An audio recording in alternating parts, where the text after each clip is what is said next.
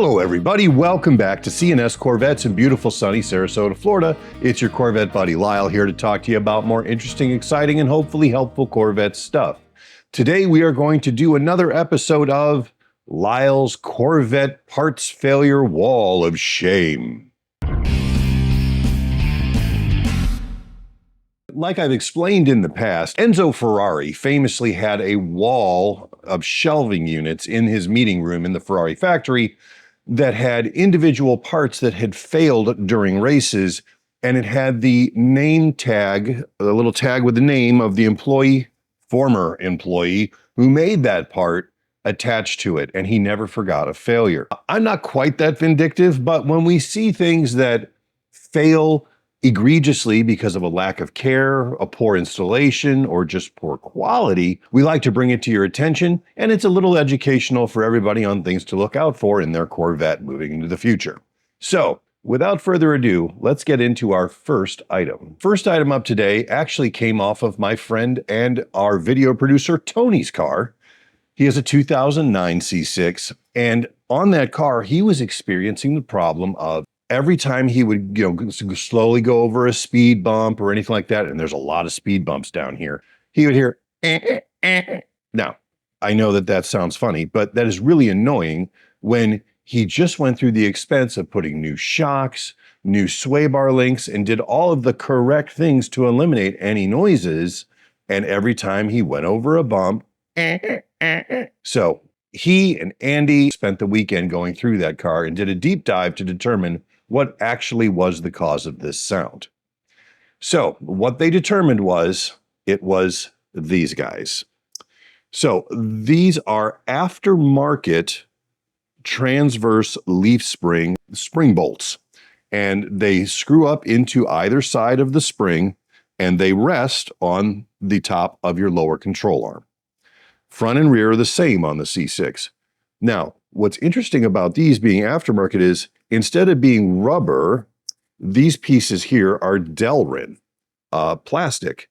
And you can see it, I don't think you're gonna be able to see it on there, but they have that Delrin, these are relatively new, and that Delrin had already started to wear through to the metal on here, which is problem number one, but that isn't the real problem.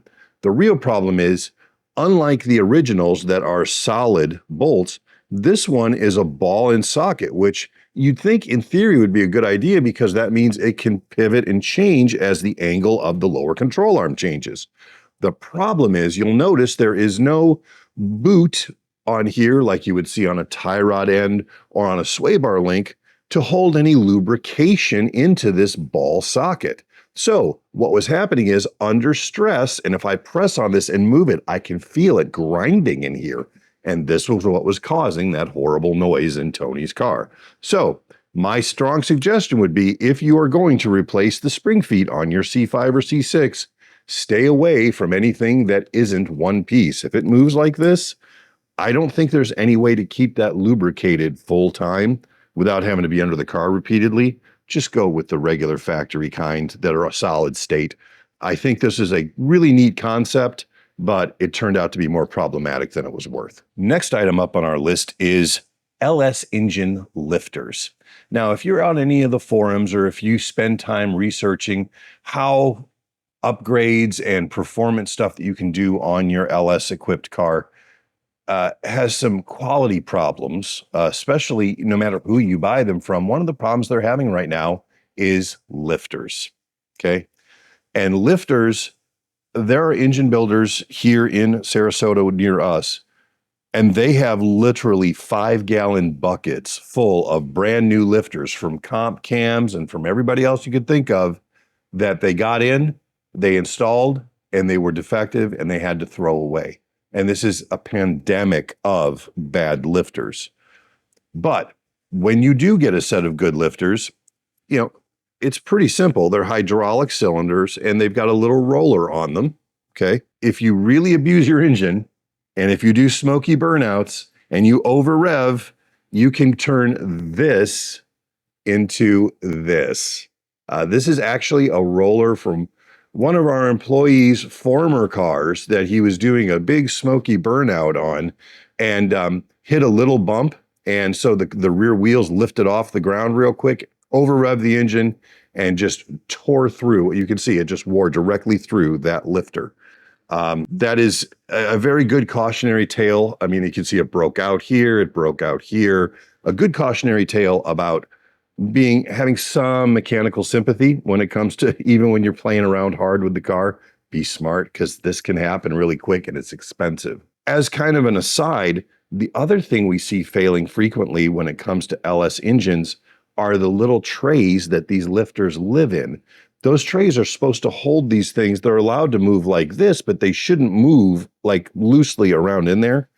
And the LS trays, they tend to be really loose, and these things rattle around, which of course causes extra wear and extra friction. Those lifter trays are probably one of the biggest problems LS engines have, especially LS engines with miles on them, that isn't widely talked about in non-deep engine type people circles, if that makes any sense. But that is a serious issue. So, if you're going to be into your engine, make sure that those trays get replaced with something new.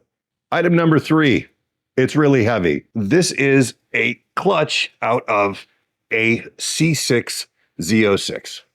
And what I want to show you here is this person left this clutch in their car far too long. They knew they were having clutch problems.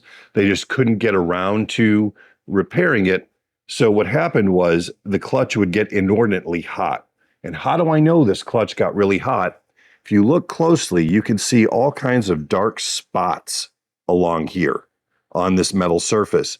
Those are hot spots. That's where that steel got inordinately hot, and the actual molecular makeup of that steel changed due to the heat, and those are where those spots come from. So this clutch was well beyond its sell-by date or get rid of date, just because of the use and abuse it had taken over the years.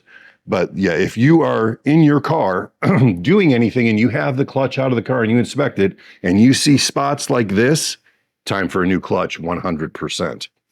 Along with that, this is the corresponding clutch disc that came out of that clutch. And I don't know if you're going to be able to see it on camera, but around the middle here is actually a ring where you can see that the material has been worn in just about a 1/2 inch stripe all the way around here, deeper than it was on the rest of the clutch. Again, this shows that it was wearing unevenly and just wasn't doing its job and was getting very hot. And it even kind of smells hot still sitting here as I talk to you about it.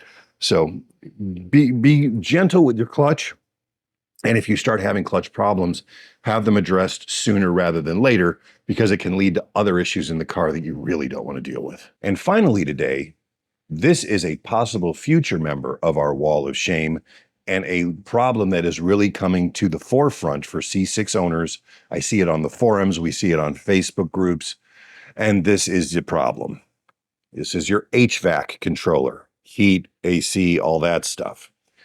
These are starting to go bad internally, similar to the way that the C5s did, but the C5s tended to have their display go dim, but everything would still function.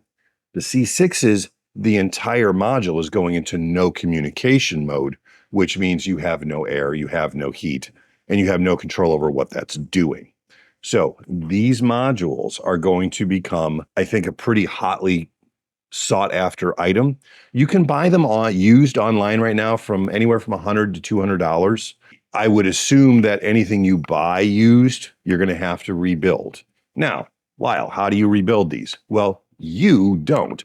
You get a hold of Bati.com, who does all of our electronic rebuilds on HVAC control heads, and they offer a rebuild service on these to go through and refresh them, not physically, not make them prettier, but go through the guts and make everything work again.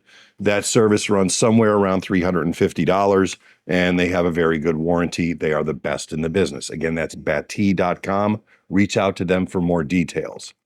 One of the other things that is really annoying is it hasn't happened on this one yet, but the coating, the covering on these buttons wears off and you just see white, which looks like garbage.